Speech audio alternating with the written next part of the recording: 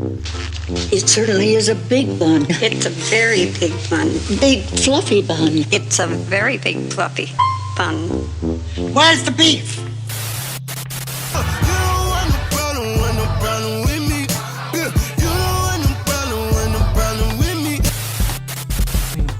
What? I said come down here and see what happens if you try and hit me. Such an idiot. Let's see what your best move is.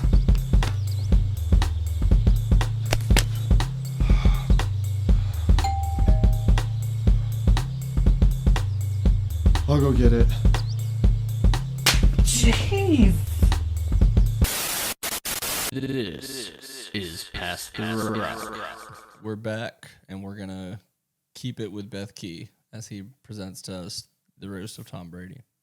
Well, usually we would pass the C's for this, but I like a good roast, and so I stupidly sat through 3 hours of Netflix's roast of Tom Brady, which I didn't know was 3 hours. I was working. I was like, whatever. I'm just listening to some music, watching some stuff. Let me put this on while I'm working. Netflix has clamped it down on YouTube, by the way. It's tough to get more than like 20 seconds of it. Nice. All right. Well, Netflix, that's probably good for a reason, but there is some stuff we're going to talk about on how much Netflix was excited about some of the content on this live show. But they asked for it with some of the people invited, especially Tom Brady. Again, ultimately, Tom, why would you say yes to this? Kevin Hart basically made this joke a million times, but like, why the fuck would you let this happen to yourself? Because this is the way for whenever he gets on TV, everyone's like, even if he's bad, they're like, yeah, but he did the roast. He's a good guy. And boy, did he take it. And you know what, though? It worked because after watching him take these jokes for 3 hours, I've learned a lot about Tom Brady. I have, in my opinion. Now, before you continue, I know there was one joke that wasn't directed at him that he did not let fly. Yeah, we'll see. For sport. Let's go ahead and start with kayfabe about that. So I've got these all categorized in who contributed to the night. So since you wanted to start there, let's start with Jeff Ross, the roast master general, the all-time great roaster, always will be. There will never be anybody better than Jeff Ross. And he proved his point by coming out on a float with a giant jersey that said Roast J. Simpson on it. He's wearing a bloody OJ jersey, yeah. And he looked like he was risen from the depths of hell. So there really nothing is off the limits with him. He also said that Dana White is Mike Vick for human beings. That is too good. That's good. He later in the show, when he's working the crowd in the crowd, he said that Caitlyn Jenner wanted to be there, but she was confused by the tuck rule. It's not bad. Not bad. Shit. It's Jeff Ross. You know, there's some good stuff here. That's the thing about roast. It's like the last bastion of literally just say whatever you want. It doesn't always land, but you can say whatever you want. No one's going to be mad about it. Yeah. Well, not this time. Not no one, but you know. This is very early. Jeff Ross is the second person or the first official person to come on. Kevin Hart and Tom Brady had done some comments before this, but Jeff Ross was really the first person to have come out and talked. And he makes the joke, basically tells the story of Tom Brady going up to Robert Kraft and saying, I'm the best thing that's ever happened to you the day after they drafted him, right? But he extends it to being like, do you want a massage? And that's when Tom Brady said, that's up there. And I'm sure Tom probably had a couple drinks because I don't think he really thought it through that he was going to get picked up on the mic like that. But he got picked up on the mic saying, don't ever say that shit again, or don't say that shit again. I feel like that was a planned bit to where they could get that joke out of the way. Then it's not a million times. Let Jeff Ross deliver it. I don't hate that because Kevin Hart did make a lot of jokes about Jeff kissing his ass after. So Kevin Hart also had a great night. I did sort of abbreviate some of his because Kevin, of course, hosted. He's abbreviated. He was abbreviated. Yes, there was a lot of short jokes. There was all the short jokes you could possibly want. Even Tom Brady threw out a short joke at Kevin Hart. So some of the best of Kevin Hart was a Crypto.com scam joke on Tom Brady because they were at the Forum Center in LA, not the Crypto.com one.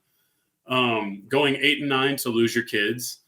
Could have been made better by also adding who he lost to in the playoffs. But, you know, I honestly didn't want to take the personal hit, but for the joke, I would have.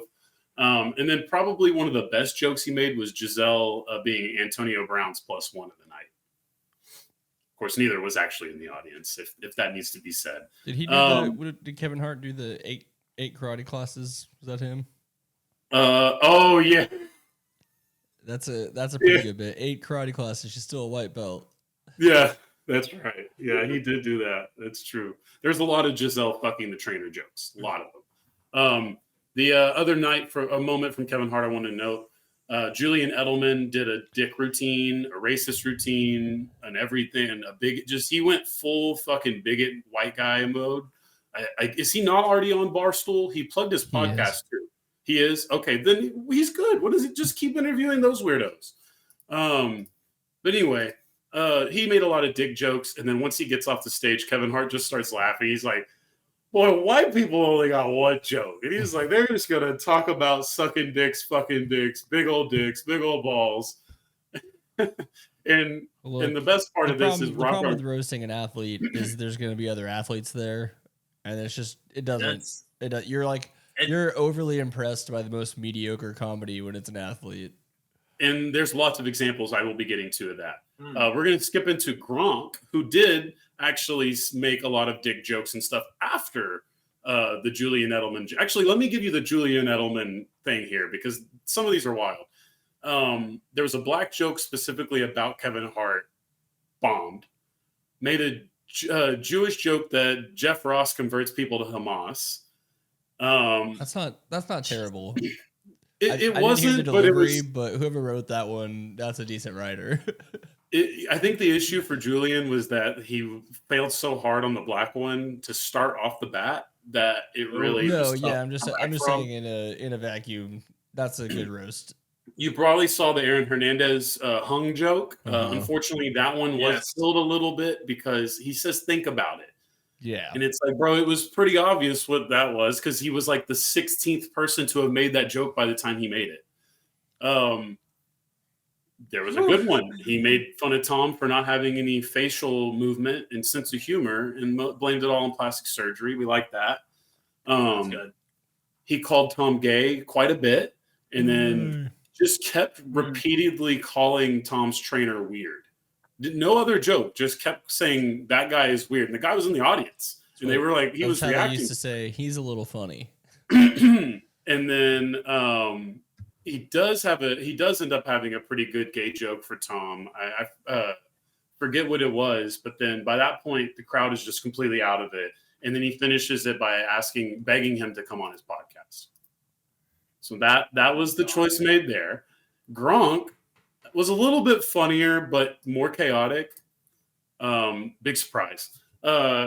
Basically kind of felt like a prime Dane Cook session was kind of how he went. God. But without any of the actual talent. That's not a... Yeah, well, there's no talent in Dane Cook. I'll die on that hill. Was it CTE? Was it substances? Was it both? I don't know what was happening, but Gronk had a lot of energy. There was one, I think the highlight was, I run into people for a living. Of course I'm dumb. Just 10 out of 10 cell phone. Gloated about his bad route running. Like joked about how he got to just break routes all the time and Tom would yell at him, but they'd score touchdowns off of it. And then he got to say that Tom needs to listen more. And that's why coach dumped your ass, which I think was a nice moment for Belichick, who at that point had quite a bit of shit show for him. Bill Belichick decided to do a roast. Poor delivery. Very poor delivery. It wasn't awesome. It was kind of like watching a little kid being handed topical joke cards. It felt like when we used to do like banquets in high school, like band banquet, whatever, tennis banquet. It was tough. It was very banquety. I think some of the highlights were telling Gronk to stop. Yeah, a lot of that. I think he got more comfortable towards the end when he started roasting his players and he was like in his own zone. But I think he was a little uncomfortable at the start of it. He's the funniest one I thought was telling Gronk to stop doing his job because obviously he's been telling him to do his job his whole life. Now he's telling him to stop being a broadcaster. Something about telling them not to do stupid projects. He parlayed the Gronk doing stupid projects and then made a Kevin Hart joke based on Kevin doing shitty projects. So great comedy writing there. Good enough delivery. Started roasting his players pretty well. Said that he said he had a big heart, which was a great setup, and then said he helped rescue Randy from the Raiders. And then for all of the nerdy fans who probably don't know this name, Matt Light was one of the better offensive linemen for the first decade of this run. He apparently was the person most told to shut the fuck up by Bill Belichick. Interesting. And on top of that, Bill Belichick hit him with the Crohn's disease joke and said, maybe that's why you're so full of shit. So that was Not bad. That was good. it was pretty crazy. It was pretty crazy. He had an awful setup to Tom Brady owning a team, but it was a funny punchline because he basically made fun of Tom's team for sucking, and Patriots sucked last year and the year before that. And I think the best thing for Bill Belichick, he got to make fun of Alex Guerrero, Tom's trainer, as well. That's good. And I think that probably, more than Julian Edelman's really, really strange just repeating of the word weird, was Bill Belichick actually he landed that joke. You could tell that joke he memorized. That joke he worked on. That one was going out. I'll bet you that shit felt cathartic as hell. It was. Okay, so there was some cringe, and then there was some good, right? So let's get to the cringe real quick. Randy Moss was pretty tough. Not for him. That is not. He should not have ever been given a microphone. It was a lot of him just bitching about not having a ring and not cheating when they were there. Deflated legacy was a funny one. Tom deflated his legacy and the balls. And then the final joke of Vladimir Putin having a ring and not him was pretty good. So I had to give him that. But that's not for Randy. No, it wasn't for Randy. And let's finish up the players here. Drew Bledsoe decided to join. There's a 3-hour dais, and this was pretty early. Like I said, when it's mediocre, you still think it's great. Tough start. He starts trying to be the gloaty jock guy, but eventually he gets some pretty good ones, right? Some good, decent shots at Belichick, all that fun stuff. Kind of seemed to be a little terrified of some of the jokes he was making because he made a black wide receiver joke with Tom Brady, and it didn't land very well. He kind of doubled down on it, but then he had a great joke. So he said, most people lose their job and they start drinking. I lost my job and I started a winery. That one was good. Really appreciate that. And then he said, Tom, I get to experience something you never will, a 28th anniversary, wedding anniversary. That's a good. That's a good one. That was awesome. Not to derail you, but he actually makes pretty good wine. No, yeah. Apparently the wine is good too. He's from Washington, so that's the place to be. Okay, that is it for the players. As for someone who's basically as dumb as a football player, Dana White was given a microphone for a brief second. And it was probably the best 5 minutes of my life and experience because it was awful. It was cringy. He starts off by asking if his name was trans enough for LA. All he does is repeatedly make gay jokes throughout the rest of his set. And this is made even better because someone beat him to it. I forget which comedian did, but another comedian, I think Jeff Ross, basically made fun of the entire table of UFC fighters for how pretty boy they looked, and basically made it seem like he was acting like Diddy with his pretty boys around him. So for him to come out and then double down on the gay jokes after that was already done was a choice. He didn't have a choice because he those were all the jokes he had. But it was funny, the timing of that. And then Dana just starting it with, is my name trans enough for LA? And then sort of explaining the joke. He's like, it's Dana. That is what I live for. That kind of cringe is that is my heart. That is what I live for. That physically hurts me to hear. I can only imagine what it sounded like when his delivery sounded like. I have a cringe kink and he delivered. All right. Clip that. Let's see what other awful stuff. So yeah, Tom talked. It wasn't that great. I think it was more fun to watch his reactions. So Tom had a bunch of Giselle. The Giselle jokes basically got to a point where Tom just had to tip his glass up and just take a big drink. And I appreciate Tom for doing that. It looked like the person who hurt him the most was Will Ferrell dressed as Ron Burgundy when he made a joke about his son with his first wife. I forget about that. People forget about that. Yep, that was dope, and it wasn't good. It looked like Will Ferrell actually kind of like bombed at first and was kind of stuck out there, and then he kicked it into gear and did the normal Ron Burgundy. Probably the funniest part is he was like 13 years. It took Giselle 13 years to know what we knew. Tom is boring. Dink dunk, dink dunk, dink dunk. Talking about how boring the Patriots offense was. Yeah, that's the kind of comedy you were getting a lot tonight. But the good comedians did come out. Oh, I have to forget. Kim Kardashian was at this. Yeah. And they let her speak. Why? And it was interesting. So it made me feel like she was basically being like, we are official, even though one of the jokes was that they weren't together. But it's like, all right, so I guess this is just Tom Brady's girlfriend now. Kim Kardashian? It feels like if you read the Hollywood Leaves, this is kind of, it seems like this is what it is now. And then she just goes on to roast Tom for looking like Caitlyn Jenner and kind of being like Caitlyn Jenner, and even calling them both far right Republicans. Yeah, there was a lot of that. And so, like Jeff Ross making fun of Tom. I think it was Jeff Ross making fun of Tom. Maybe it was Drew Bledsoe for saying that his only black friend is named Randy. Yeah. From West Virginia, and he's into stock car racing. Yeah.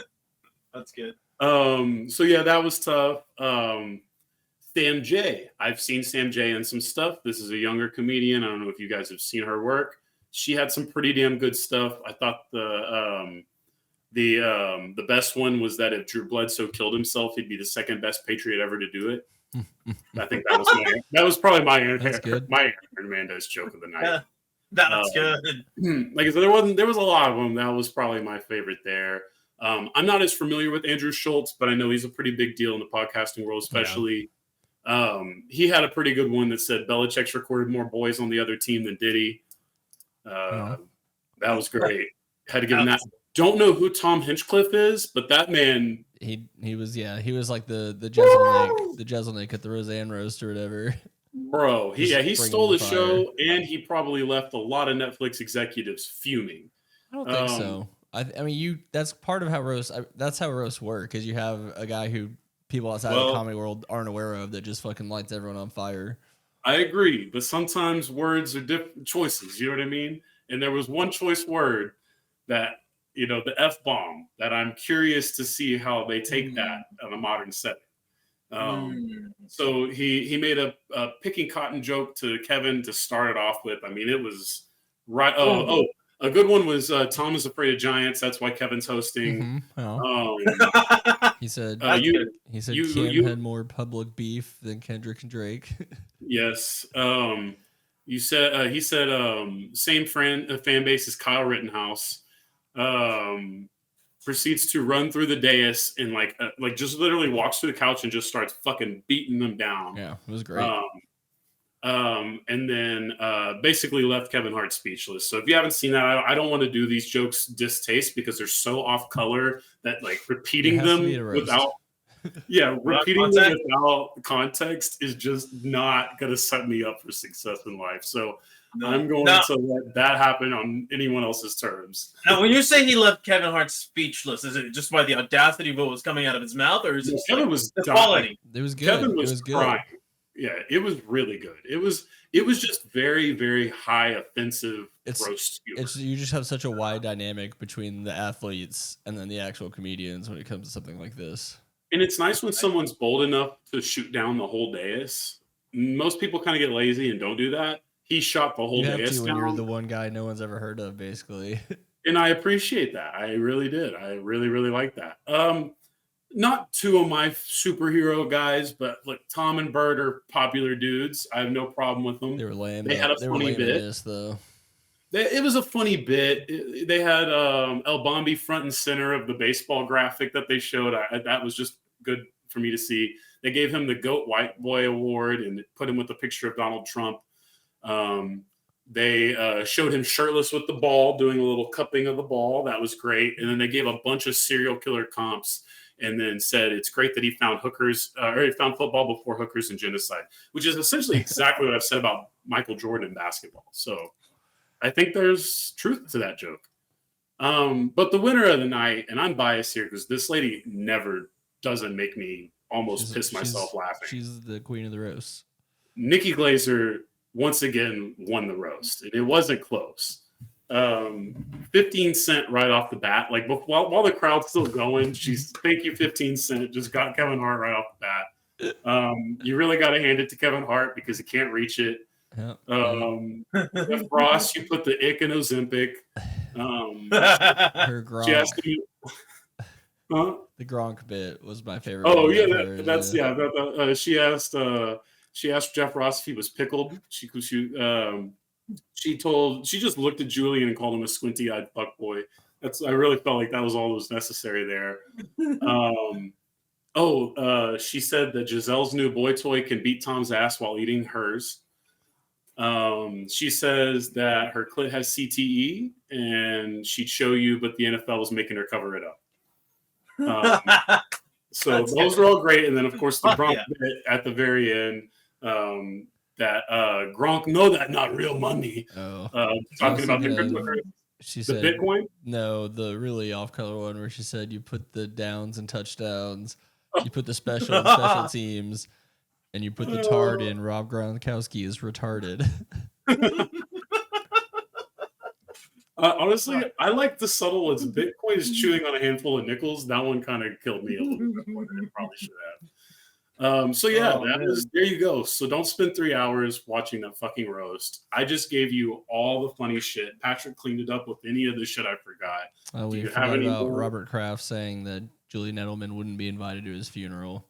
Right. Yeah. That was there. The Robert Kraft stuff was weird because him and Jerry are operating on the same brain cell at this point, and they're just Jerry's usually not that drunk on that kind of platform. It's like someone's like phone mic picking it up from across the room.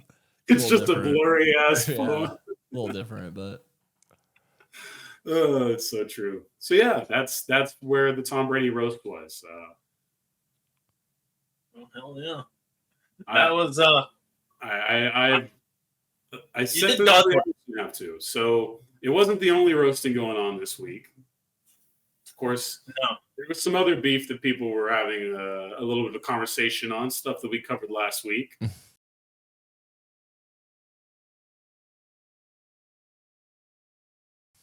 There's right. I don't know how you guys are going to cover this, but I just want you to know that we've got Family Matters, Meet the Grams, 616 in LA, Not Like Us, and then The Heart Part 6, and then BBL Drizzy even, all to get to since last we had a conversation about this beef. So yeah, no, that was the wild turn of events in group chats everywhere. Was like, he dropped another one. What do you mean he just dropped another one? And then the next day, another one. There was no basketball enjoying in this world. It was shout out to everyone working for Genius that's had to just be around the clock deciphering. Right? Dude, this was like the biggest day for like hip hop music content creators, like people who just like guys like Act, the Joe Budden podcast, and all of these other and the Reacts people. Let's talk about the Reacts people before we get into it. Everyone's making all this money off of Kendrick Lamar taking the copywriting off these songs. Yeah, he is winning the people over. This is Past the Rock. So how do you guys want to dive through this? Should we get to where we last left off in the beef? Drake responded with a little song called "Family Matters." All right, Friday night. How do you want to do this? This is how I want to do this. I want to start backwards, right? So from the Heart Part 6 going back. Okay, so you want to no? Isn't BBL Drizzy last? That's Metro Boomin's thing, and that's beautiful, and I'll explain why I think that is so beautiful. Let's just talk about let's just get in BBL Drizzy out. Okay, let me get it out of the way before I lose my thought on this, and this is why BBL Drizzy. The BBL Drizzy challenge is one of the most beautiful things ever. So I was watching a bunch of videos, a lot of people just talking about this, right?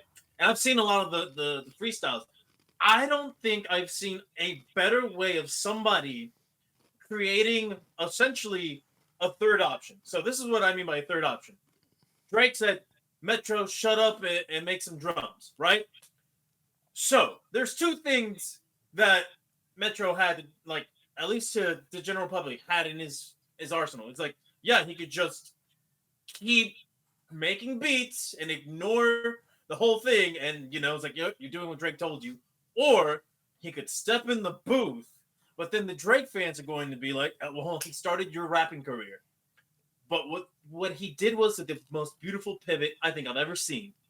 All right, he created a secret third option, and that was get the common man, the general public, to start dissing Drake through the BPL Drizzy Challenge. That was one of the most beautiful shits I've ever seen, and it's a great way because now you have random people on the internet just taking shots at Drake. They could be Drake fans, but because you dangle the carrot of, hey, here's one of the top producers in the hip hop game offering you a free beat. You could do whatever you want with this beat. You can keep it for yourself and try to, jumpstart your career through it, or you have possession of the beat. You can flip it for some money for somebody else who may want that beat for themselves. So this was a beautiful pivot. This was masterful, tactful. I loved it. And some of the things that I've seen have been incredible. Trap House Sports had one of my favorites. That was hilarious. And then there are some random Japanese dude. What was the Zeke line? I need Zeke's knees like Megan Thee Stallion. Yes. that was great. And then there's this one Japanese dude. I don't know what he's saying, but man, this dude was just flowing on that beat beautifully. I'm like, we have international people, like people internationally are dissing Drake in completely different languages, and the internet is eating it up. Hats off to Metro on that one. Are we sad that no big names have come out with their own mix here? Because it felt like Pusha T was the slam dunk. It was like you could get Kanye to say some problematic stuff. I don't think so. Kanye did do a Like That remix, so I understand Kanye contributed to his part. No one cared, and we moved on. But I just want to talk about two other men that should consider this. Pusha, Kanye, that's obvious. I just want to bring up the obvious. Where's Future at? Future's taking no shit for starting this beef. So I feel like he should either one. And he just announced he's about to drop something. Drake also in one of these says that nothing for him. That Future was being manipulated into this beef is also how Drake kind of alleged it, right? So if I'm Future, I feel like it's necessary for me to respond. Future drops this weekend. Let's see. Now, second thing, Big Sean, chance to do the funniest thing of all time. What if Big Sean puts out the best version of BBL Drizzy and makes the meme, like, what if he flips the meme? Dog, you lost me when you said fucking Big Sean. steals their day. What year is this? He's not. I mean, listen, because I'll tell you what the reaction's going to be. The internet's just going to be like, we're not trying to hear that shit. Because that's the joke. It's the easiest joke to make on Big Sean. And So, we should also warn anybody that drops this year. The Grammy is already done. Album of the Year has already been awarded. Look, Grammys mean a lot to this world. We'll talk about some of the disses that are around Grammy-related content with the two men we're talking about, but this isn't about them. Some men make music that changes the world. You know what I mean? Some people go out of their way to not talk about gang violence or talk about stacking up money. They talk about sad things like Palestine. Or a podcast. This is Macklemore.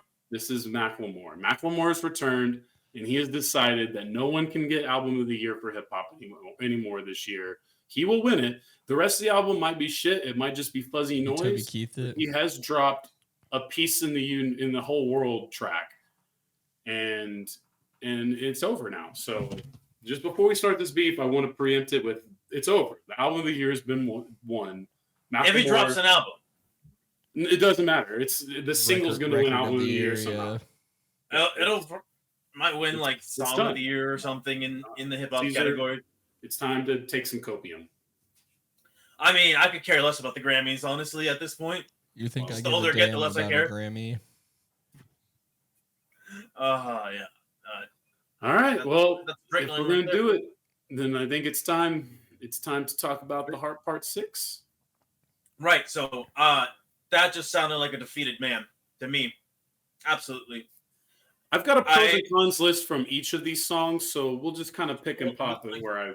But at the end, just from the tone of Drake's voice throughout the entirety, from what the lazy shots that he was taking, he just ran out of anything to say to Kendrick. So he brings up points that he already mentioned in Family Matters. So he's just bringing it up again. And then, right, he kind of snitches on himself. With the Millie Bobby Brown line. Kendrick never said that, right? So either he's snitching on himself or he's responding to people on Twitter, which, again, weak. Your opponent isn't Twitter. It's Kendrick Lamar. Okay? I think so it's there the is culture, actually. It is the culture, but that's Drake. That is of Drake's own doing, for many reasons. All right, but you have that, and then at the end of the song, he's like, "I deal in facts, so come back to me, when you want to do the same." And I just like, bro, you go on here, and you mentioned that Kendrick's beef with you being an alleged pedophile stems from him being molested as a child, which, if you heard Mr. Morale and the Big Steppers, you would know that that's not what he said. He said that his cousin was accused of that by his mother because his mother is a victim of sexual assault. And so she's like projecting trauma onto her son and cousin in this situation. So clearly you don't even know what you're saying. So you're already not dealing in fact yourself, making you a hypocrite, which again has been brought up many times in regards to Drake within the hip hop community. So I just heard that and I was like, you know what? The Heart Part 6, this was the only thing that Drake, I think, could do, because after he got essentially shut down by Pusha T with the story of Adidon, and then he bowed out without saying anything, without responding. He kind of did. Almost, he gave it like little lines in his next album though. He really he didn't really attack it head on. No, he didn't really attack it head on. So I think to save face, he tried to attack it head on, knowing full well that the culture was not going to award him the winning side in this beef. Of course, Drake fans will forever glaze him up and say, "Oh, he won," which we all know they're delusional people who may lack a few wrinkles in their brain, but that's neither here nor there. Either way, he did. There are some things that he did. There are some things he took away Kendrick being able to name a song, "The Heart Part 6," and that's petty. There's that. I think there's going to be a little bit of bias on this podcast, and that's completely okay. I'm going to try to be Switzerland, but that was exactly my first pro. Is he did cuck Kendrick Lamar pretty well on doing the Heart even Part if you 6. name that, now they both come up. So yeah. So it's tough. He got it cleared. He put it on there. So even if you don't like the song, solid W for him on that one from that angle.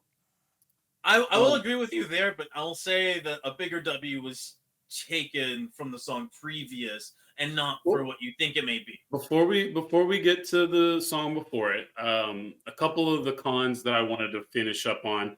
Of course, him also saying that he's too famous to get caught for anything he was doing. Yeah, that was a terrible line. History, of course, says otherwise to that. In fact, that's we just lost O.J. Simpson, and that's anyway. Claims that he planted the child rumor. Of course, you brought that up, but you didn't quite mention that he also said that the guy was a goofy, but that whoever did it was a goofy, but that's the plant. Now, you could maybe speculate that the goofy is they knew that this guy would snitch, so that's why they told him what they told him, and they think he's goofy, and maybe that's...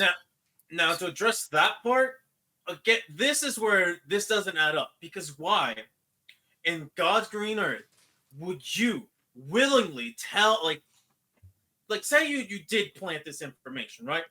Why at all would you allow that your reputation be put on the line, even if it's brief, it's still on the line of you being called a pedophile and hiding yet another child, right? You're like, oh, we planted this information.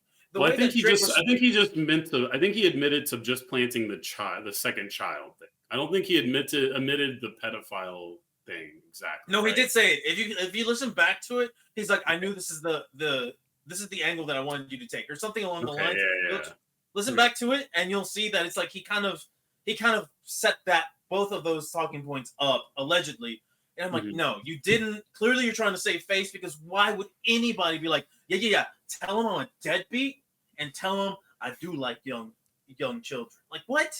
What the fuck? Okay, that's fair. So that for me was just another like X right there on the response. So there's a couple of other positives I thought Drake got out of it. Just if you're into the pettiness, right? This is a sport of petty, so you have to be into the pettiness. The internet was able to prove that Kendrick Lamar's girlfriend has never followed his own Instagram account for his page, but follows Dave Free. Obviously, that helped the narrative on that. He mentioned that Kendrick's probably doing all this to hype a record. That's been my speculation since this all began. I think they're both doing it, though, for that regard. But I do think it's fair that Drake was the first one to mention it. And then Drake admits to liking Not Like Us, and that he's brought Kendrick back out and making good music again. So I think those things were little wins for Drake, and that's probably what'll get the Drakeans, the Sixers, if you will. Different Sixers, not the ones that storm the Capitol, not the ones who flop on a basketball court. Different kinds of Sixers. Wasn't there G League teams called something like that? Oh no, their G League is Tulsa 70. No, you're right. No, it's in Toronto. It's their area code, the 915 or something. Okay. That's what it is. Yeah, the 905. But either way, that's the hard part 6, of course. Yeah, but what about the website that came out today? There's a website that came out today? I did see something. It's like, well, there's also been a shooting we hadn't talked about. Oh, yeah, but that's a whole different other... yeah, I don't think we don't even know anything about that yet. No, I don't feel like I don't have the authority on that subject. I can tell you a little bit about it, but I don't know if you want to derail the beef song. Hopefully, let's just say this beef needs to stay in just making quips about people's lives, even though they're very offensive and probably going too far. At least let's let this all just stay on wax and not bleed out into the streets, literally. Yeah, because I don't think it's going. I mean, we've heard worse. I feel like we've heard worse, like an Ether, shoot him up. Well, maybe Drake's accusations are pretty heavy here, but we'll. Heavier than Kendrick's. Way, yeah. Like you're a pedophile. They're both, but like so allegedly, the Kendrick one is stuff that you can technically like rehabilitate from through different means, right? Like the other one is kind of one of those complete unforgivables at this point.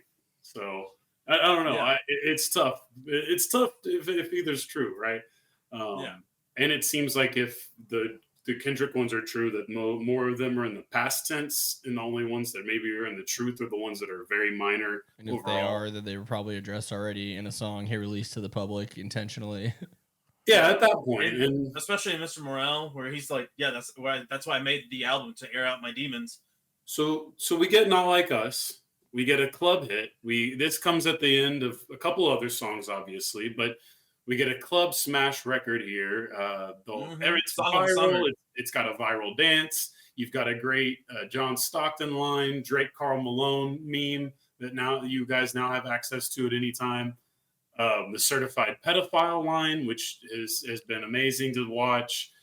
He a fan, freak ass. He's a 69 god. That's just a great hook to be chanting. You know, we loved Back to Back whenever Drake did it because it was like all the clubs are going to be chanting this at Meek, basically.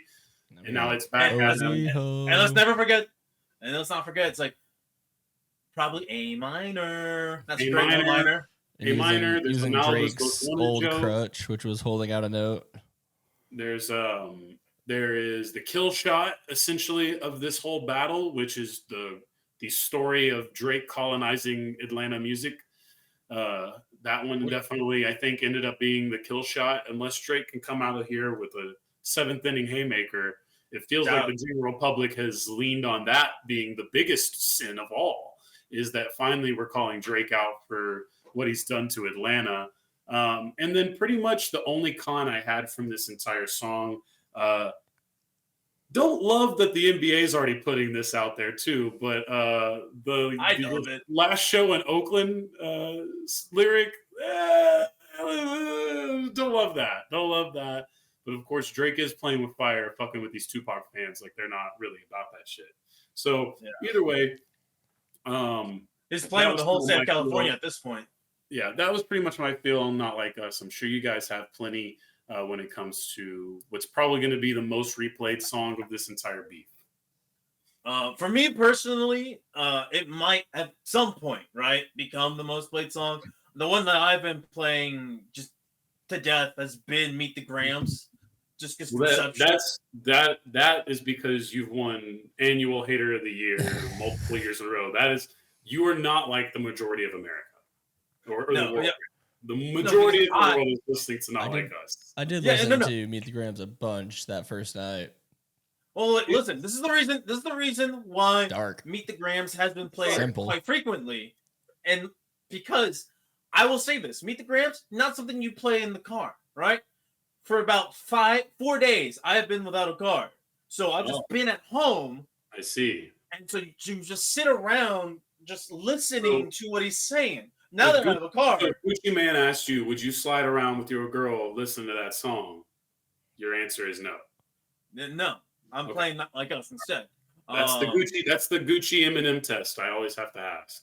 But I'll say this though. The inner hater in me was relishing in Meet the Grams. I was being fed. All right, I was being just blessed with some very hateful ass tracks. This for me was Kendrick Lamar's Story of Adidon. If not, it came off even harder considering the whole he got hit with the whole hiding another child back to back, right? And if it is true, allegedly, should it be true? Should it ever come out in the future that it is true, right? Because there's NDAs, there's all that shit, right? If it's fake, it doesn't matter because it still worked as a tactic because it got everybody riled up. It's like it happened again. It happened again. Like the fact that you even got that reaction was beautiful because to me it was like a game of chess, and this man was just like, all right, this is check, and then Not Like Us is checkmate, boom. But yeah, I forgot where I was going on this. Well, we were talking about Not Like Us. We were talking about Not Like Us, but clearly Meet the Grams is your favorite here. So, do you have any other thoughts on Not Like Us at this point? Honestly, I think it's beautiful. It's beautiful that you managed to make a club banger where you are getting people to call Drake and OVO pedophiles. It's part of the song. And they're like, you saw the OVO. viral video of the club where everyone's dancing in it, and the DJ stops it to yell "certified pedophile." Yes, he's like certified pedophiles. I'm like, the sun was still out. The sun was still out in that video. It was Sunday Fun Day for sure. It was definitely Sunday Fun Day.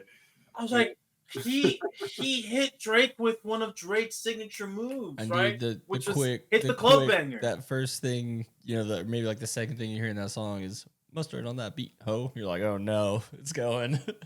Yeah, I mean, the choice of producers is a big part of this whole thing as we go.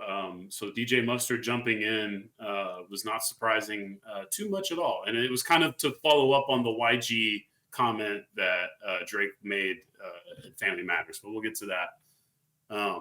Anything else on Not Like Us? It's just fun, man. That's a fun one.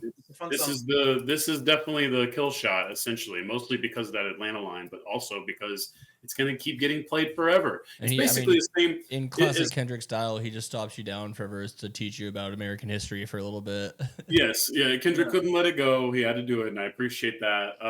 Honestly, it was just simple. And it's funny to me because I gave Drake so much credit for back to back, right? Because it was such a great club hit, and it had the boss bitch's wife, and it had that line, and that line was such a kill shot to Meek Mill, bro. Especially just in the culture that he represents, the more gangster, the street life that Meek Mill represented, to be essentially called Nicki Minaj's purse was a good kill shot at the time. So Drake got it coming back to him there. Before we got that, we got an Instagram only track, and I think it's still Instagram only, which means that it was directly meant for Aubrey Graham and Aubrey Graham mostly, because that's essentially the only form of communication Drake has. This one was a more interesting beat. I guess this was the response to the Taylor Swift side of it, of the Taylor made part. Yeah, you'll go and you'll get on Taylor Swift or Maroon 5 or some poppy band to get your plays up. When I do that myself, essentially how Drake was looking at Kendrick, and then this was his kind of half reply. I think it was also Sound. 16 and who else? That's Jack Antonoff. That's Jack Antonoff, which is Taylor Swift. Who else? There was someone else big. Soundwave. Soundwave helped him. Yeah. Some of the lines were pretty amazing. You got someone's lying. I can see the vibes on academics. Everyone is whispering that you deserve it. Really, the only con to this ended up getting wiped away within a couple days because this was a real hip hop track, and it did not really make way for the Drake stands to be like, "Oh, this is a respectable track. This is real hip hop. I don't know what this is." So there was a little con to it because it was another quote unquote boring track. So of course that got wiped away pretty quickly. A Kendrick track. But like it was already. I think you made a really good point though. Is that this was specifically talking to Aubrey, not talking to the general public at large. This was almost felt like a one-on-one conversation. He's called the boy. He likes to be called the boy. Yeah, and he's having a one-on-one conversation with Drake in this one, and he's talking in Drake's language, which is his Instagram post, right? And then what does he do? The cover art for that, the isotoner glove, the OJ glove, and then you have the prescription pills, which the internet sleuths looked, and it's not only Ozempic, but there was another one, which is a sedative that is usually used as a date rape drug. Again, this could be boo-boo.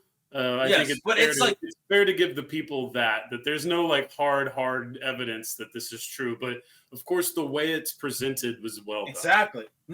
That's part of the chess move. It's like you are creating this narrative. You are setting up the narrative. The image for 616 in LA was just the gloves, right? And then it was not like us where it zooms out. No, Meet the Grams was just Meet the Grams. And then 616 in LA was on Instagram with the full picture. Oh, okay. Because Not Like Us has the house with sex offenders. Yeah. So this actually brought up a really funny tweet that I thought kind of encapsulated where we're at with all of this. Basically, why don't people believe Drake and people believe Kendrick? And that was kind of the way a Twitter user posted it. And I kind of had this thought too, right? Not that I have a side, it's fair. It's all hearsay. Why do we care? Now, obviously, there's been a lot of people online debunking things. And so maybe you can just count what's been said and what's provable and who's stacking up there. But really what we're learning here is what reputation means. And what having a reputation means to the mass public is that they're going to, even if Kendrick Lamar is the master manipulator himself, no one is going to. I was thinking that most of Drake's fans aren't actual people who listen to hip hop. So they're not really, they're like hearing about this from other people, but they don't know anything about it. They're not listening to his diss tracks. They're just waiting for the bangers. Even some guys who are like alleged hip hop fans, like I don't know if you guys know about the Rory and Mal podcast, but Mal has been one of those guys who's been associated. Yeah, he's been associated with Rock Nation. He's been around hip hop history as it grew up, right? And he is the biggest OVO dick rider that's not DJ Academics right now. Well, and it's been really pathetic to see, honestly. It's very unfortunate business, but it's the way the game is played. The mass appeal is good and bad. The Swifties, the Beehive? Hive, yeah. What's the Barbies? The Bayhive. You're right. The Barbies. There's those are radicalized groups. Barbies. It's Nicki Minaj. Oh, Nicki Minaj. They're very lethal force. Don't fuck with the Barbs. For real. Okay. They will leak your IP address. Yeah, dude, for real. They are worse than those motherfuckers on Reddit sometimes, bro. Don't fuck with the Barbs. They have too much time in their hands. So then we'll track back to Caesar's favorite song, Meet the Grams, another boring track for the Drake fans. But this one cuts the absolute shit out of Family Matters. Oh, yeah. And it was perfect setup.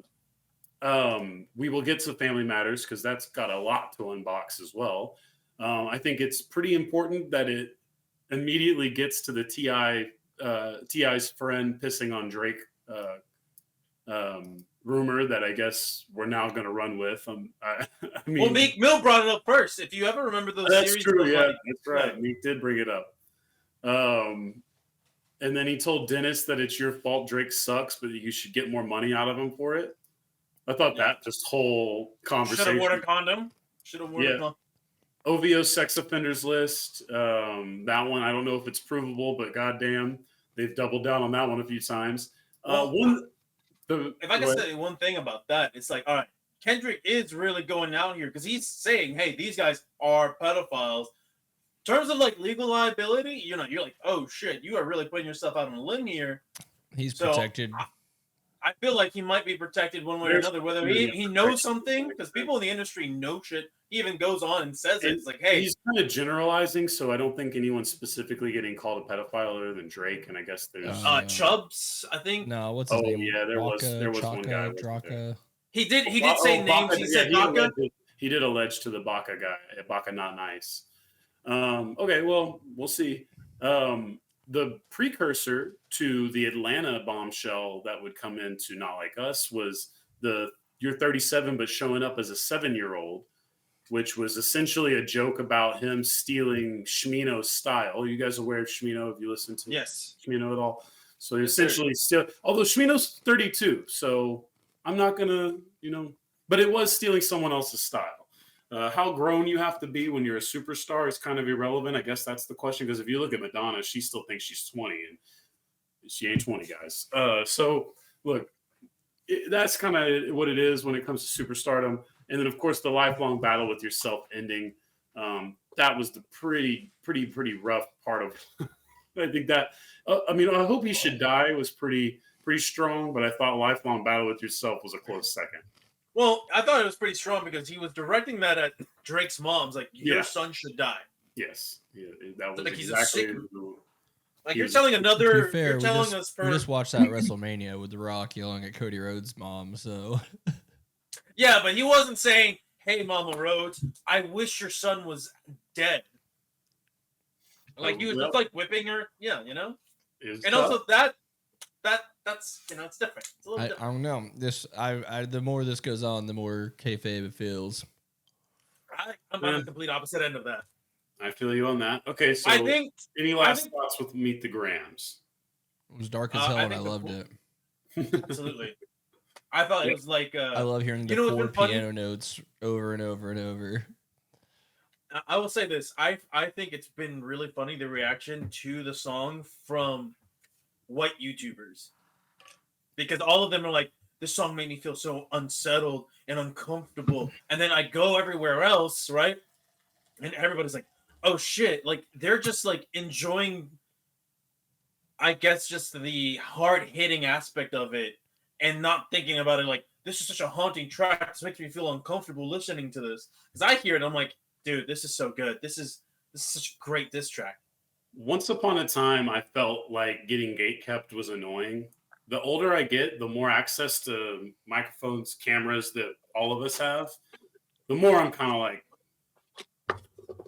doesn't look good, Like, at least Melonhead does a good job. He's a little too like artsy for the hip hop crowd, I feel like, but he does a good job with his breakdowns, so I can't hate on Melonhead. But like outside of that, we got DJ Vlad alone. DJ Vlad alone has done terrible things to white people journalism and he's been getting cooked on Twitter the last couple of days. Deservedly. He's a terrible human. He makes us look all very bad. I don't think I've ever heard of this person because I am a DJ casual. Vlad is essentially a guy who failed at every part of being a hip hop part of superstardom and then became like an interviewer. Yeah. And he's basically known for getting these interviews that basically are just people snitching on him. So he literally got Tupac's murderer arrested essentially because that's where they fucking got that shit was from a DJ Vlad interview. People like rap snitch bitches came out a long time before DJ Vlad did, but it has basically could be about DJ Vlad. Like like that it has got more rappers in trouble than anything one source of medium. And the worst part Fox News wish it had done this much damage to the rap community. Yeah, and the worst part is just the ego that he has developed, thinking he's an important part of the hip hop culture, because he's in these interviews, because people have given him attention that he really didn't deserve. Because he hides behind the camera, so most people don't turn it off, which is the truth of the matter of the situation is they don't realize it's the situation. You know what I mean? He hides his face, and then he kind of blends in with the crowd, and then essentially feels like he has a higher place. Look, either way, it's always going to be a part of it. DJ Vlad, you just suck. All these people, yes, thank you for bringing them up. You also suck. Please just enjoy music. Please, it's not that real. I think most of us have learned from Biggie and Pac. We're hoping like hell. If it happens, it happens. No one's excited about that kind of situation. But like that stuff is usually like fuckboy shit that happens with dead ass rappers that are serious. Kendrick and Drake have not shown that ever a day in their life. They're associated with people that are dangerous at times for sure. But other than that, I don't think it's going to escalate to anything stupid. The only time we've seen that is from like lesser artists who, let's be real, they couldn't get out of the trenches. Like King Von. Look, we're all young, so we remember that version. But I think you have to remember that the hip hop community radically changed when Tupac and Biggie were murdered. That was a lesson learned. You know what I mean? That was there. It wasn't the last time, but it was the last time that beefs like that were going to escalate too often. I mean, shit, you did have Gucci Mane kill one of. I was gonna say it's before the industry was in charge of whoever's on top of the industry. So yeah, now it's a little more monopolized. Either way, we should enjoy the roasting, and that's why it's funny that Drake really ultimately got cut the hardest. And one of the other big losses that he took in this whole battle was Family Matters, a very, very well done response that basically just got right out the window. It was like 15 minutes. The moment it was like 20, 30 minutes. 7 minutes right long. Oh, you're talking about when it happened. Like between when that releasing and then. Oh no, it was minutes. Yeah, it was within minutes. And it might the have been 20 minutes. Yeah. The greatest move that I think, because this is how I knew Kendrick was plugged in to what's happening on the internet. Like Drake told people who like acts like, "Hey, stay on stream," right? And then what happens? Minutes later, these guys were like, "Wait a minute, what do you mean he just dropped?" And then the focus switching to Meet the Grams takes the air out of Family Matters. It doesn't change the fact that what Drake did on Family Matters was like his most technically impressive work in a while, like just in terms of like how he was flowing, what he was spitting. I will say this though. The problem with Drake in this beef, especially with Family Matters, is like he was addressing people that weren't Kendrick for way too long in that song. Yeah, I think that's a very, very fair criticism. I have the Ozempic bar to Ross obviously doesn't age very well because now everyone's on Ozempic as far as I'm concerned. Told A$AP Rocky that he looked good, but not to rap again. Like that's so close to being there, but then also just weird. And then, like I said earlier, he just kind of sidestepped the fact that Future started the whole fucking thing. Yeah, he called the Weeknd's manager gay or something like that. But the idea, and I know that there's probably still a decent amount of homophobia throughout the hip hop world, but I love the idea that you wouldn't be excited to capture the gay market and get all that money. But I actually had this as a pro because real hip hop beef means getting real immature. So calling the Weeknd's manager gay, low key a win in the beef community. He was also transphobic. Let's not forget that. Also a win for the beef community. So some of the other things I thought he did well, I think it was obviously you said it was a good song at face value. Like if it wasn't a diss, it would have been a sick song otherwise. He owned the Rick Ross white boy thing. I thought that was a smart move on his part. Also managed to get back at Rick Ross a few lines later and said, white man has a nice ring to it was the first joke. And then he was like, Rick Ross reading us our Miranda rights, which is funny to remind everybody that he was a parole officer. This one is a little fucked up, but I'm not gonna lie again. This is where fucked up is actually good. When you put your hands on your girl, is it self-defense because she's bigger than you? That's a good roast. That was a good one. And then finally, the one thing that I think the Kendrick Lamar fans cannot disprove. New York Kenny. Why is Kendrick Lamar living by himself in New York City? Allegedly. Is he fucking white women? Is he fucking white women in New York City? I don't know. I thought also Drake did a decent job with. There was another.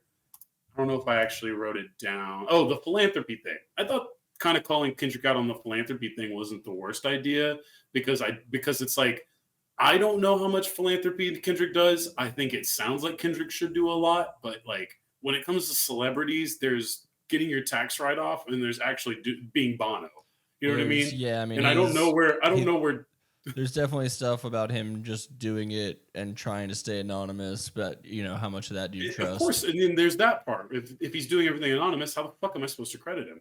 So I don't know. That one I don't think I actually gave a win or a loss to because I was like, I kind of like the angle. I just don't know if it's true enough. Yeah, well, the fact is it didn't matter what Drake said. Yeah. He said that you're rapping like you're trying to free the slaves, and he made himself white as fuck. Absolutely, like that made him look tone deaf and could not read the room. Yeah, and Kendrick took him to school on that one.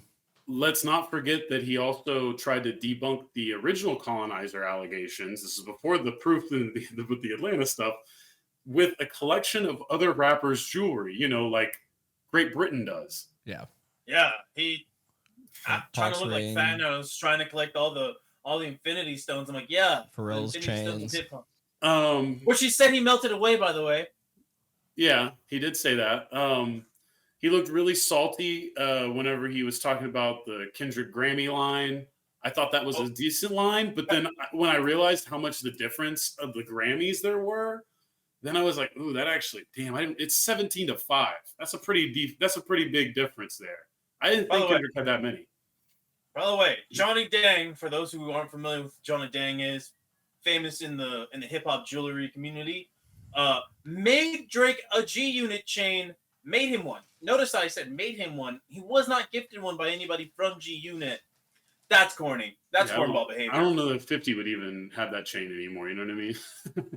Yeah, but I'm saying it's still corny that you got him to make you one without, getting one. Well, apparently they made the fucking Kendrick Lamar wedding ring or whatever thing too, and that was referenced in it. Another interesting decision by Drake was to reference his own dick video that leaked, thus confirming that video was that, yes, I have seen Drake wiggle his dick around on camera. So I have to live with that. Putting leaked in quotes. Thank you, Twitter, for that. Incredibly weird video ending also needed to be talked about. How he's having at the end, he's getting into the beat switches. He's doing a faster one. But for some reason, he's just talking to some dude in the courtyard, and they're looking over. I can tell you. Yes. Let me get into this because this ties in to the shootings. Into the shootings. All right. Allegedly, it was all alleged, right? So during this first week of the beef, right? Cash XO, for those who don't know, Cash XO is the Weeknd's manager and co-founder of XO label. Was shot. One of his security guards was shot multiple times, less than critical condition. I think he's okay now, right? But this got lost, so he got shot in his Encino home. And this is why I love the Twitter sleuths, because sometimes they do be on something. They sometimes do have something going on. There was a overhead shot of the property where this took place, right? On the mention, there's a caution tape. This I believe was on April 29th. Drake apparently on that same day, coincidentally, also uploaded a photo of caution tape. And then a few days ago, maybe yesterday or the day before, at the time of this recording, we have again shots being fired at the at Drake's mansion, the OVO compound. So there is some. Tupac, bro. Do not try to be Tupac. Please go back. Watch the Tupac movie. Maybe read a book. Maybe watch a documentary. But don't go that route. And what I wanted to say is apparently in the Family Matters video or somewhere, Drake can be heard saying "kill him," right? And then that courtyard image that you were talking about could have been referenced to XO or Cash XO. So this is just what I'm getting from the internet. I don't know how much of it. Old fat white dude he was talking to. No idea who that one is. But that's just what I've gathered from what I've seen today. How much of it is true, I don't know, right? What time will tell. But if it is, then shit's getting real serious between two different parties that aren't Drake and Kendrick. It's Drake and allegedly The Weeknd. Well, I mean, what we've learned from this beef is that the whole world has decided to gang up against Drake, whether he deserves it or not. So, I mean, when the whole world comes after you, I'm kind of leaning that the world might be in the right here. So, good luck to Drake. I don't know if this beef is over. I would love for it to result in albums sooner than later, but I don't know what that's going to be about either. So, if this were a boxing match, I would say that the first fight goes to Kendrick, and if we get more, that would be considered the second fight, right? We've gone through like 7 rounds. We've probably already gone through. Yeah, I guess it depends on how you want to score it. I think they're pretty much done here at this point, right? Like I think that all the angles have been hit. We can keep going, but the club records out there, the 3 other seething records are out there. Drake has responded twice. I don't know who else could go to where it even would matter at this point, where it wouldn't just be kind of overkill on either part. Like, because I don't think Drake can really come back until Kendrick comes back, but then I don't see any point with Kendrick coming back. Yeah, because I think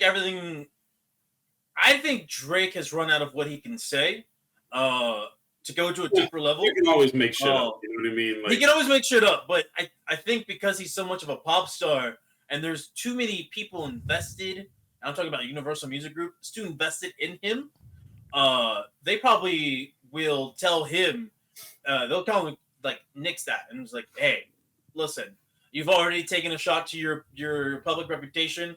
Because of this, we don't want you to mess around. And there's already been like alleged leaked emails showing that that's exactly what's happened between Lucian, PG Lang, UMG, and then OVO. Well, we'll see how it continues to roll.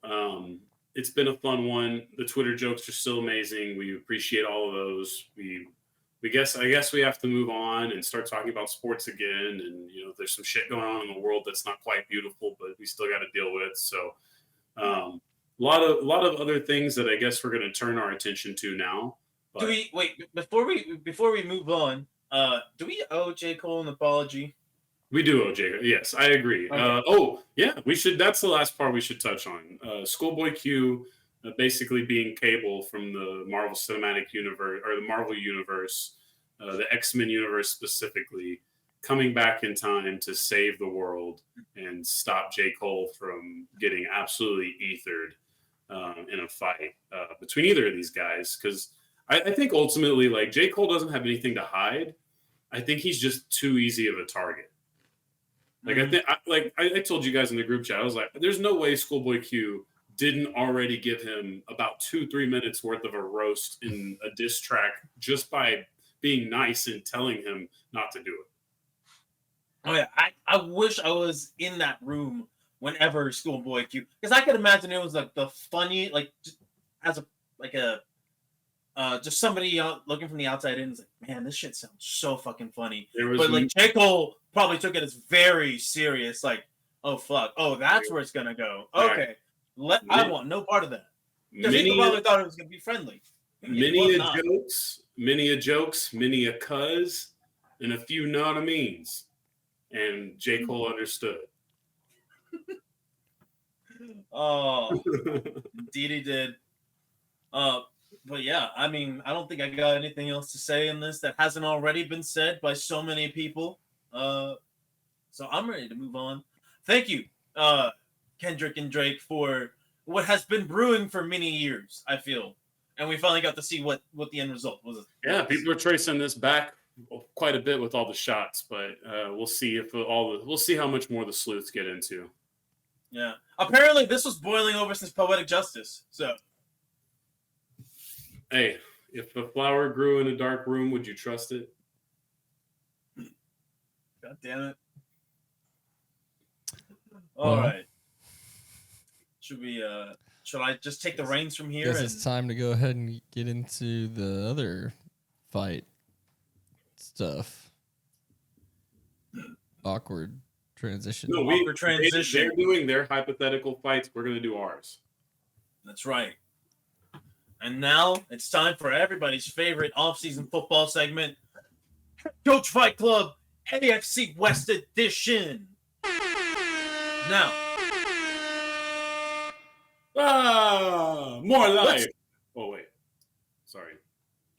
remember, We Kendrick can't- Lamar said, never say more life. Yeah, we don't like Well, he Drake. said that to Drake. He didn't say that to you. Let's look at our combatants here.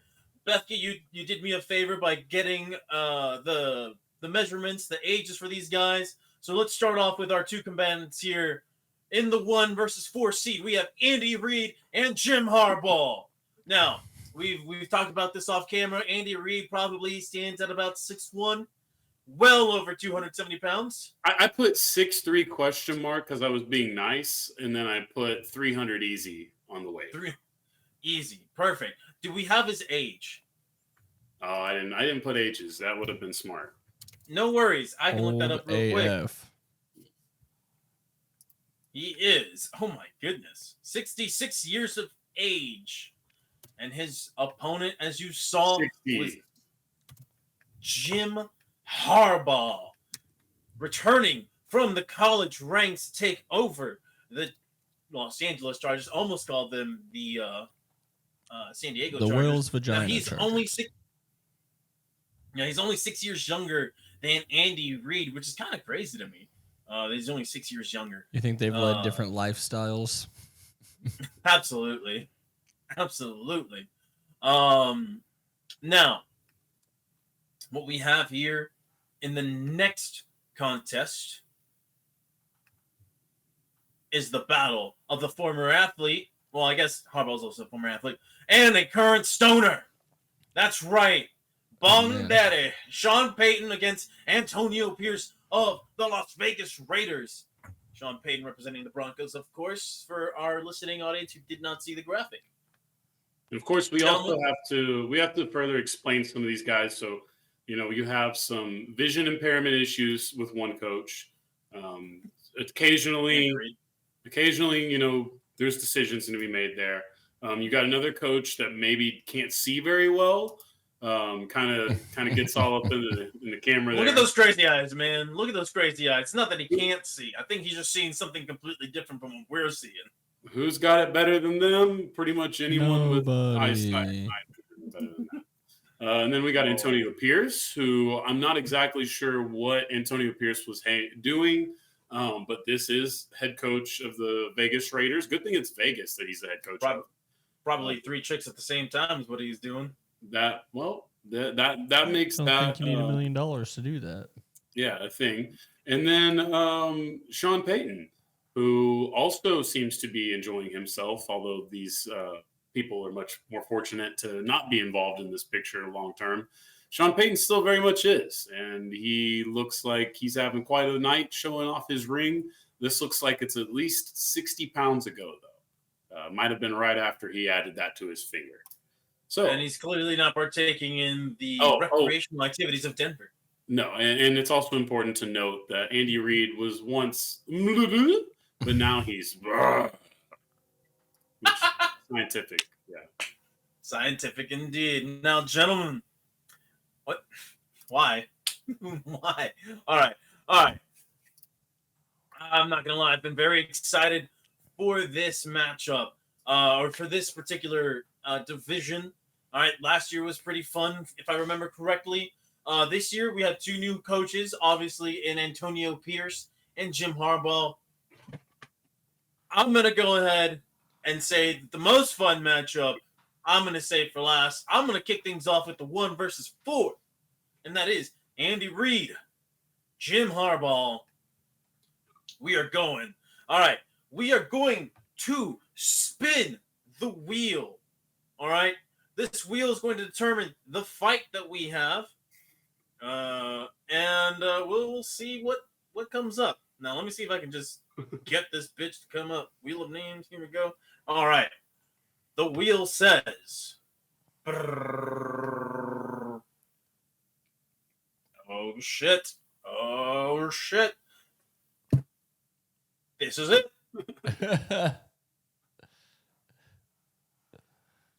That's right, baby. We get yet another pro wrestling bout. Oh man, this is gonna be You great. picked it. It's been rigged. The shit's been rigged. Oh man, Wrestling Royale. Check us out for more wrestling content. Right, I guess I'm gonna kick things off. Now, this is a name that you two gentlemen should be familiar with since we were all exposed to the Attitude Era of WWE. The Big Red Machine Kane. Well, now we have the Big Red Machine Andy Reid. Slightly different body types, but they're both billed at over 300 pounds. How they carry that weight certainly is different. And then we have Jim Harbaugh. He's a former athlete himself, a former quarterback. He even made a Pro Bowl once for the Colts, I think, and the Chargers. And let's see, he's no slouch either, Listen, he seems like he's pretty decent shape for a 60-year-old man who's, working like 13-hour days as a head coach. He's listed at 6'3". You look at Andy Reid. Clearly, with age, he's shrunken just a little bit, right? In his heyday, though, Harbaugh, 6'3", 215 is his officially listed weight. So how would this fight go? Well, first and foremost, let me tell you this. I'm using this because I got two. Now I have one. I'm getting my primetime rewind in, baby. Whoa, I'm using it. Kick? I am getting pass, punting, kick. Andy Reid. yeah, All right. You see that? That is a stallion. That's a stud 12 years of old a human there. being. All right. So before he makes his entrance to the ring, he is hit by magic lightning bolt that puts him back into his prime self. He's no longer 66 years of age. All right. He's now, I don't know, what is he, like 21 in that photo? 12. 21. You He's just picked the 12-year-old. You just picked the 12-year-old is what you did. Well, no, I'm picking BYU then. I'm picking BYU Andy Reid. That's the prime. That's the prime. You picked a 12-year-old. No, I did not. No diddy. He's still bigger than Jim Harbaugh, probably. So, all right, and probably stronger too. But yeah, I'm going with like I said, this turns them into the prime of their life. So the prime of his life is Andy Reid back in college when he was a BYU offensive lineman. All right, so that's what we're getting. We're getting a Big Red Machine in his youth. He comes out and he's wearing the Kane outfit. And we're talking 1998, the full body suit, red mask. Comes out with a blaze of inferno. There's his team cheering him on. You have Patrick Mahomes. You have Travis Kelce in the front row. You got what's his fucking face? Chris Jones. All right. is You have Rashi all Rice these there? guys. No, he's in jail at this point. Allegedly. Anyway, he comes down to the ring. Now, as he's making his entrance, he lifts up his arms to do the Kane fire pyrotechnics, but instead of flames, it's cheeseburgers. Don't ask me how, but the ring is filled with cheeseburgers. And now comes his opponent, Jim Harbaugh. Jim Harbaugh comes out to what kind of music? What do you think he would come out to? I'll tell you what I think he comes out to. All right, he's gonna come out to the University of Michigan fight song. All right, there is no aura, there's no hype to this man's entrance, but there is a crazy look in his eyes. Because have you ever seen this man's eyes? Look at it. Look at those eyes. Look at him. All right, he's not all there. Now this match is a no disqualification match. All right, bell rings. These two men meet right in the middle of the ring, and we have a young, in shape Andy Reid. He's absolutely laying the smack down to Jim Harbaugh. Jim Harbaugh, he got that dog in him though, so he might be a little bit older, but you know what? This man has no quit in him.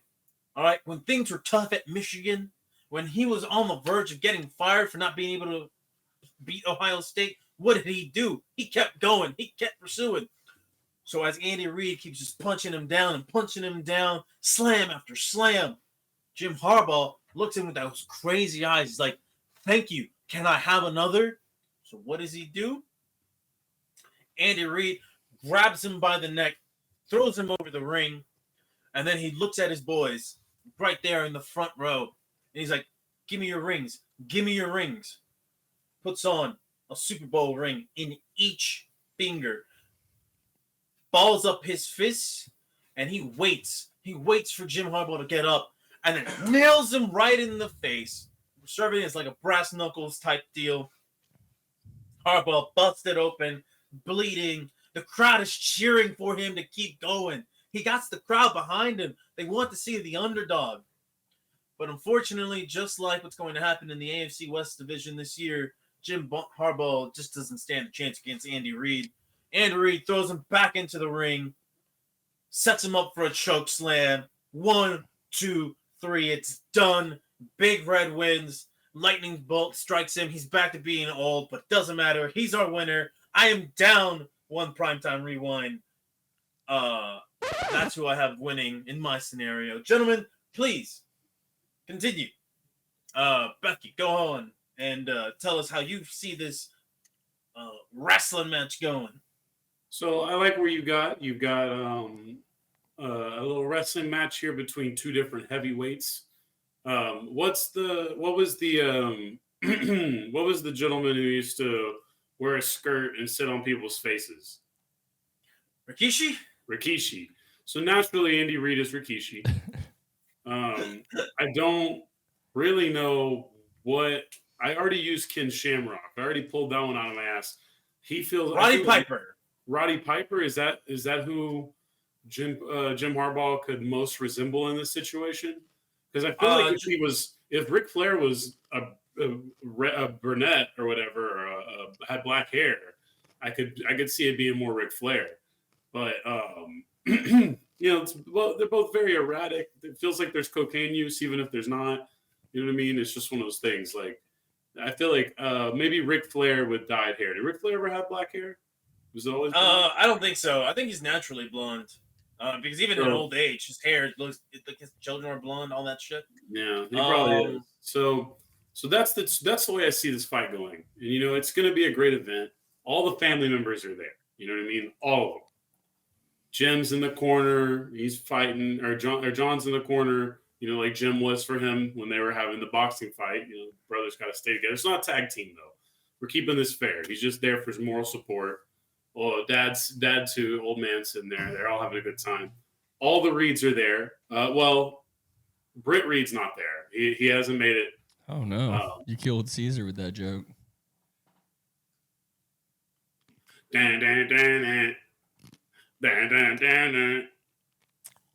Uh-oh. You think he kicked his server out again? No, there he is. No. I accidentally closed the tab. Don't ask me how. Oh, okay. You were trying to do some research. Yes. So yeah, everybody's having a great fight. This is, high production WWE, back and forth. Who's going to win? Everybody's excited. Everyone's on the edge of their seat. But what happens? Oh no, out of nowhere, a car comes flying into the arena. Oh no! He comes flying in. Oh, it's Britt. Britt's here just in time. Oh no. He's hit somebody. Who's under the wheel? It's dear old Daddy Andy. He should have told Britt no. He should have stopped him. So Harbaugh wins. All right. So Harbaugh wins by wait, isn't it is there disqualifications in this, or is there no? No, Andy Reid's son ran him over. It's not Harbaugh's fault. I mean, that's interference. It sounds like.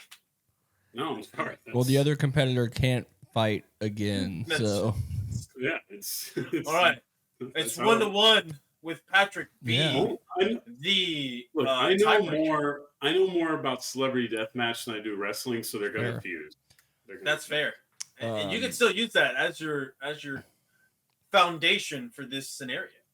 I'm seeing Sir Andy Reid comes out and he's wearing like old school wrestler leotard. Nice. But it's like bedazzled and red.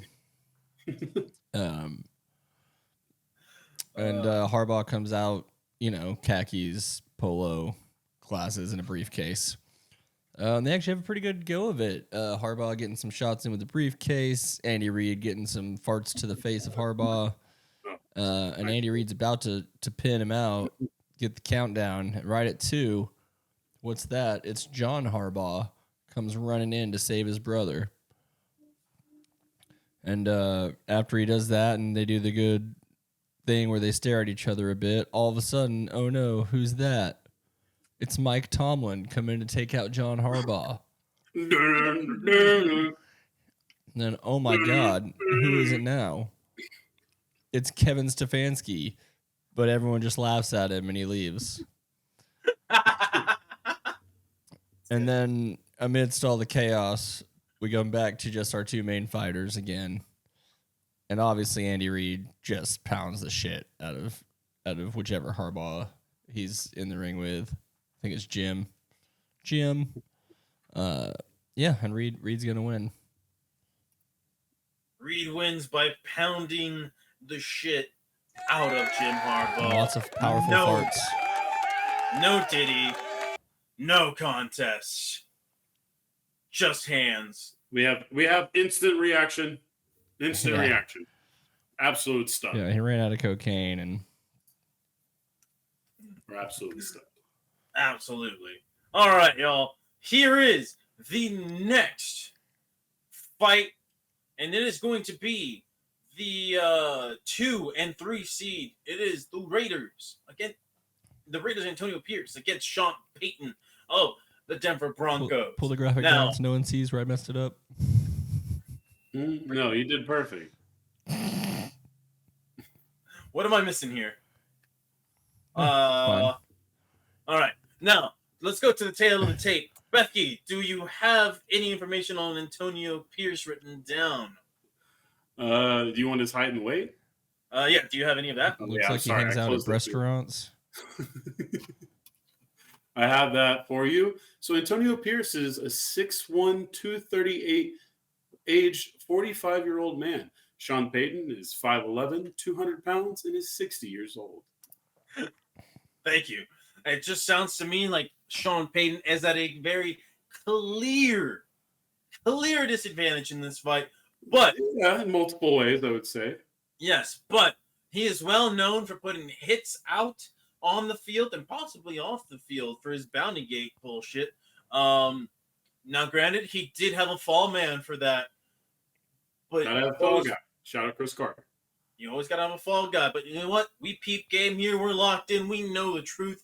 We know what kind of man this guy is. How does that affect the fights? Let's find out. I'm going to spin the wheel, and we're going to find out just what is. Wait, are you spinning the wheel before I spin the wheel?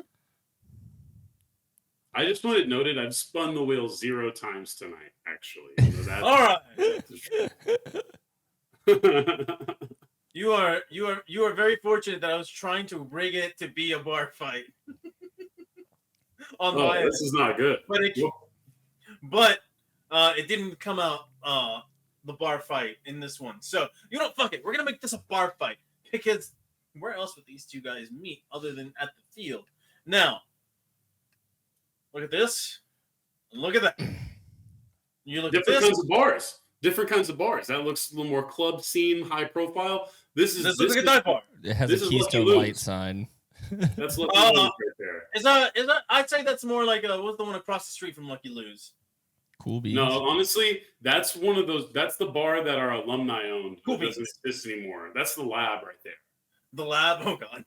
I remember. Yeah, Patrick's been to the lab.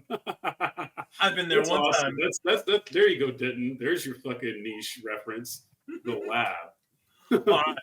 Patrick, So- our alumni own that. We used to host parties there. What a place. What a place. Anyway, continue. All right. I'm going to go ahead and I'm going to allow Patrick to actually hit leadoff on this one.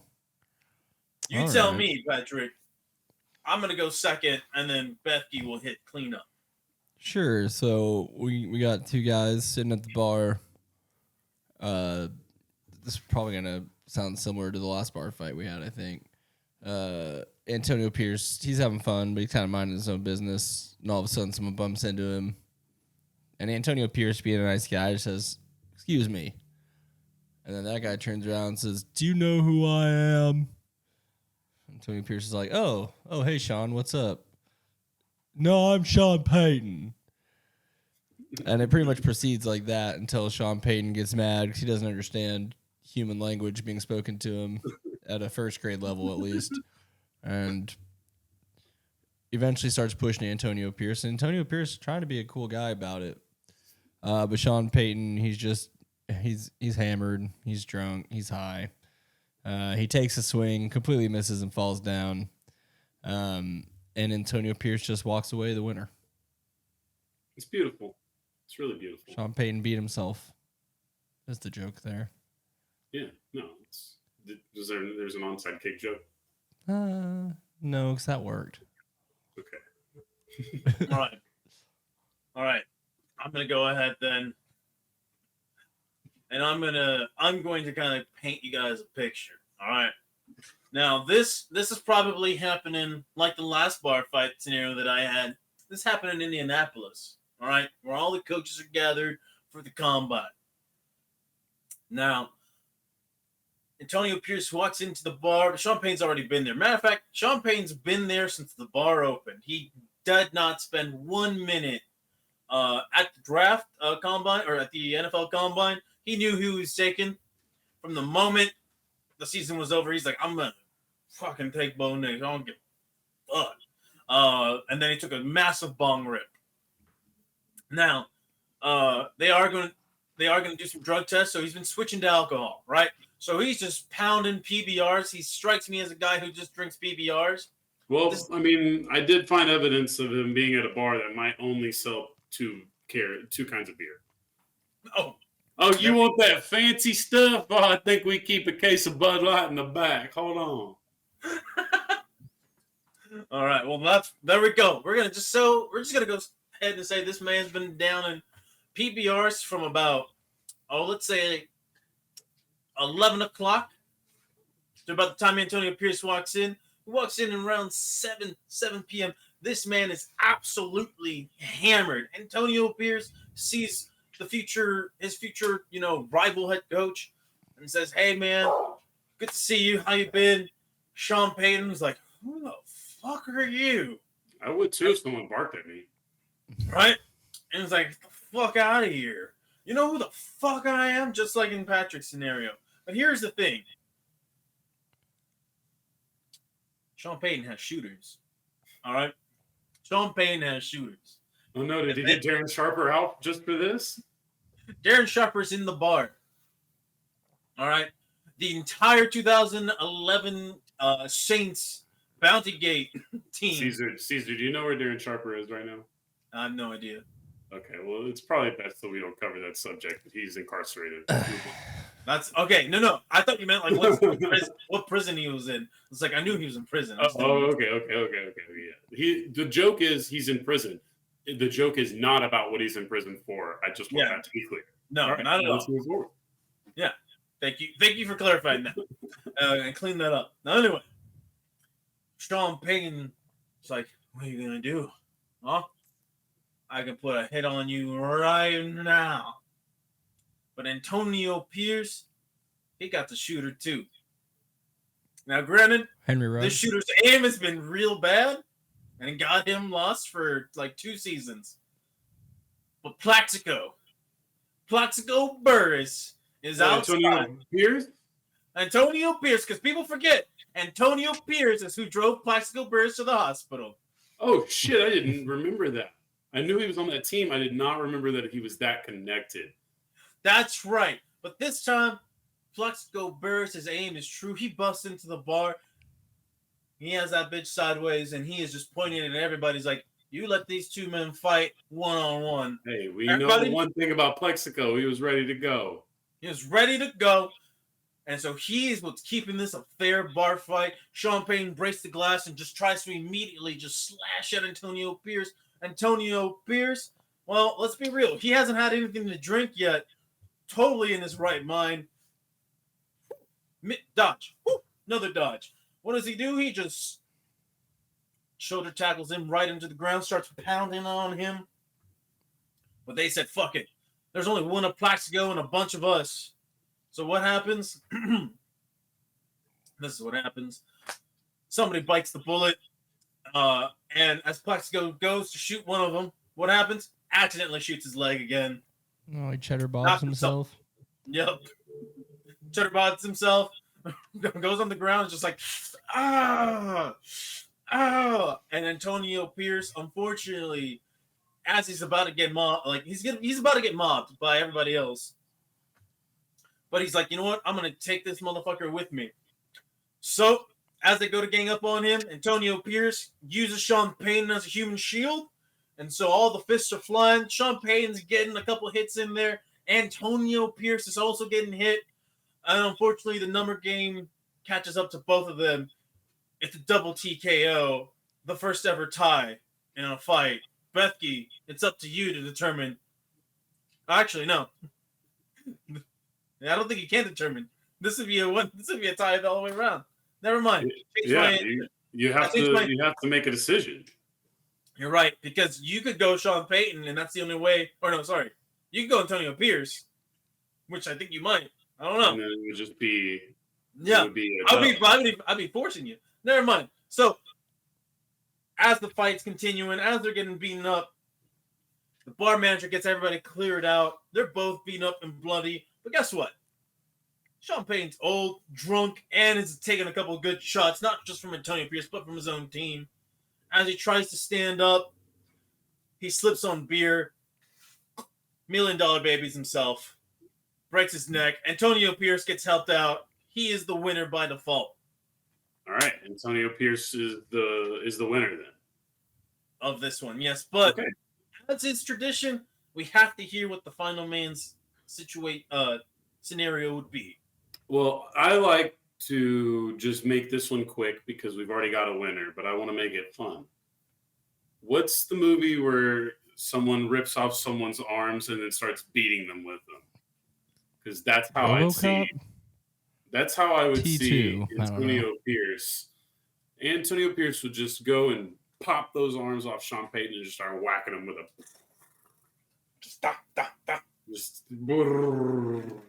and then he's done. In the bar? Yeah, in the bar. All right, but does anything lead up to this? There was no provoking it. It was just, he just walked up to him, didn't like the look, didn't like the cut of his lingo, and fucking ripped his arms off and started beating him. Simple as that. Could happen to anybody. There you go. There were 4 stories like that happened 2 weeks ago. There's a line in Varsity Blues where someone says, "I'll rip your arms off and beat you to death with them." No, that one's a good. Maybe I've just heard that joke enough because of Varsity Blues. Living in Texas means you've probably heard a lot of. It might be in the original Judge Dredd, but it might take me some time to do some more research. Anyway, doesn't matter. Right. Doesn't matter because now you have Andy Reid, Antonio Pierce. Winner advances. Loser goes to the losers bracket, of course. What is the scenario for this fight? Let's find out. Right?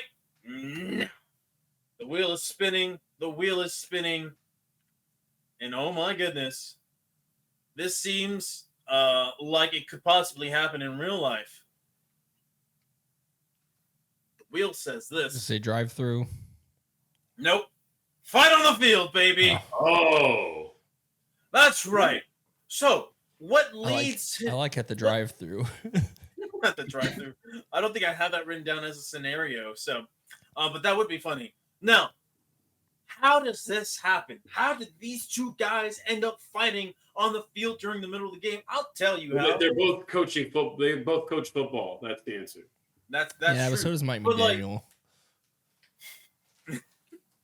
Now, let's go into this. What's happening in this game to cause this? Well, I'll tell you what. All right. The Kansas City Chiefs are beating down on the Vegas Raiders in Arrowhead Stadium. It is 34-7, and the starters are still out. Antonio Pierce calls a timeout, and he's walking towards midfield, and he's calling down Andy Reid to meet him there. He's like, "What the fuck is your problem?" All right. Max Crosby's out behind his guy. Chris Jones is out behind his guy.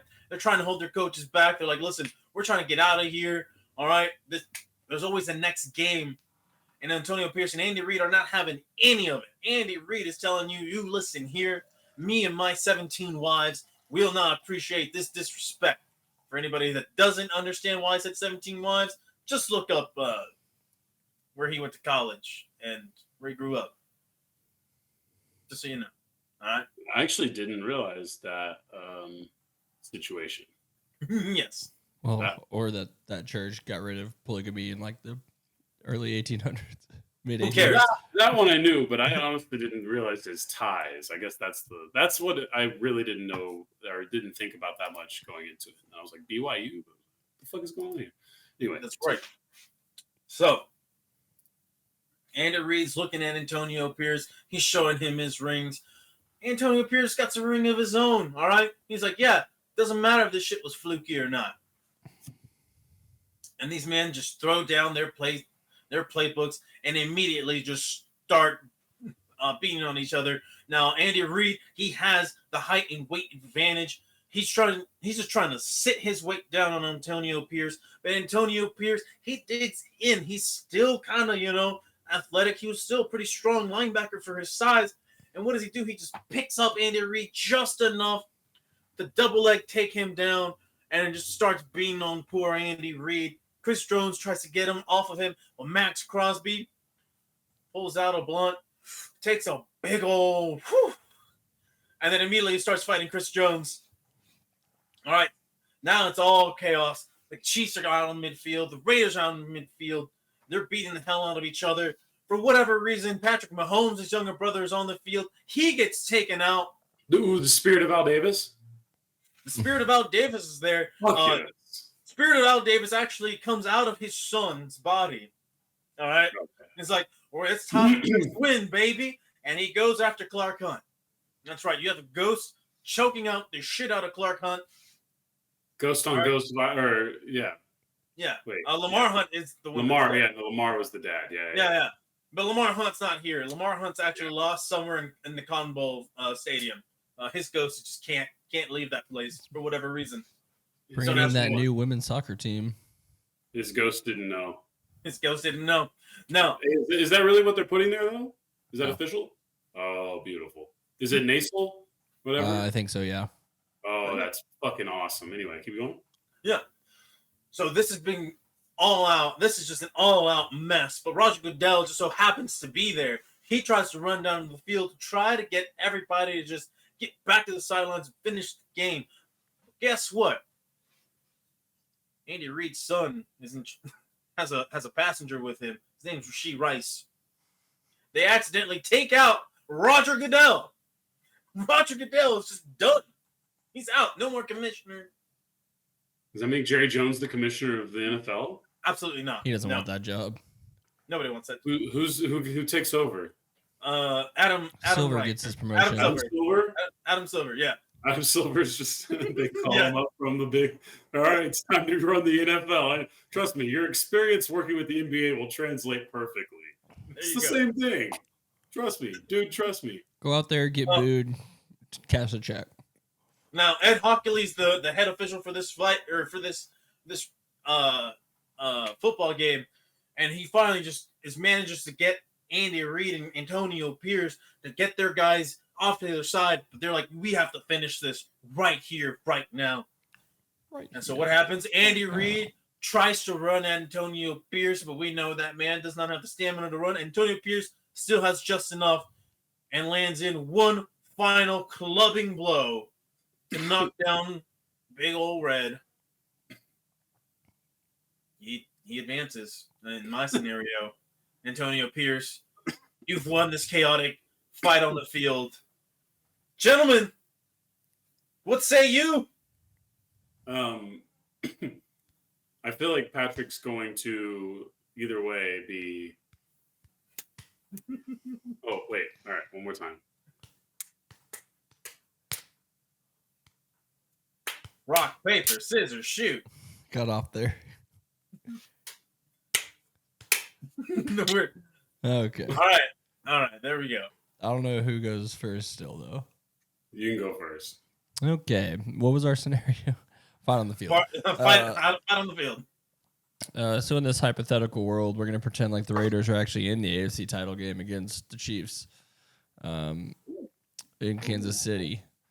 Hey, coming soon, bro. Gardner Minshew, you heard it here first. Yeah. And I'm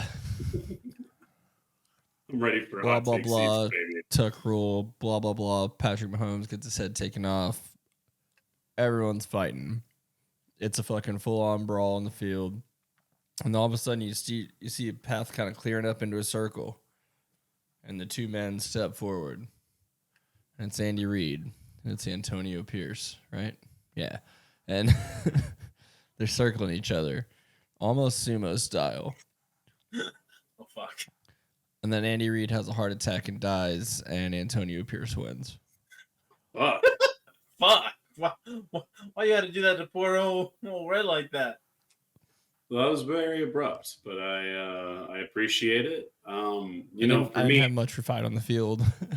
for me, there was only one way two juggernauts of the gridiron could actually battle it out on the field in ways that football men would respect.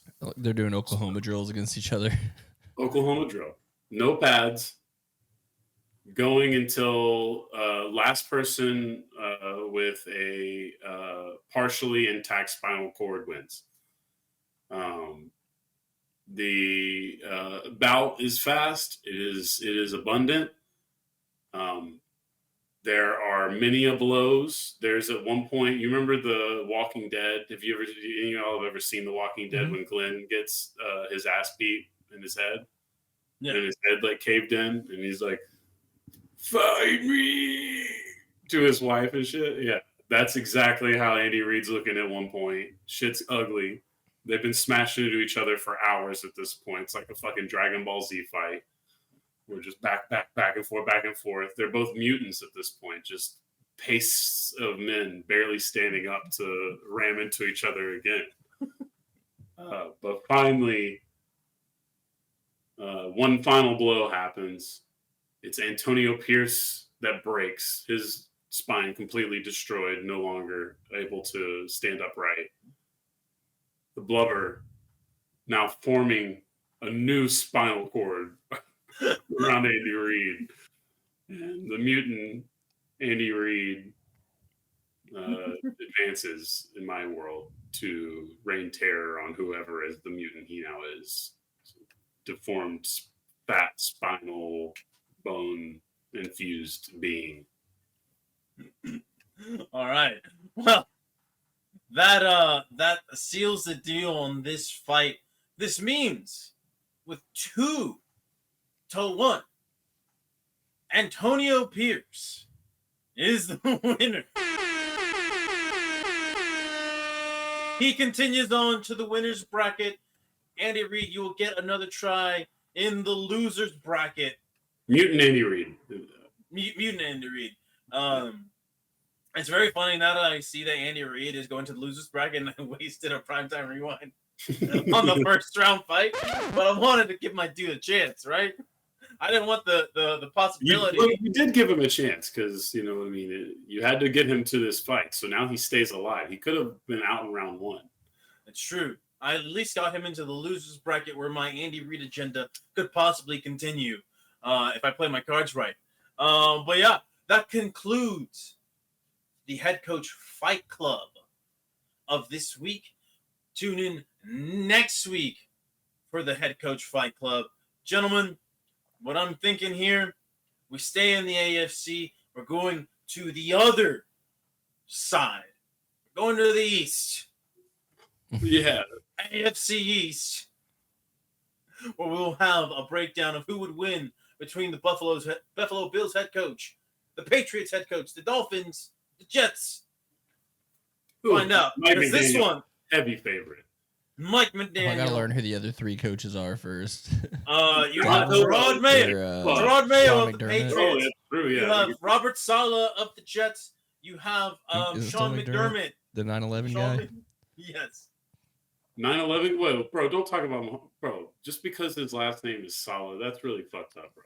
Do not. Yeah. What the fuck? Talking about the guy who praises how well the terrorists work together. I know. I just couldn't pass up the joke. What's not a joke, as we wind down, the New York Knicks are up 2-0, and they just lost another member of their team.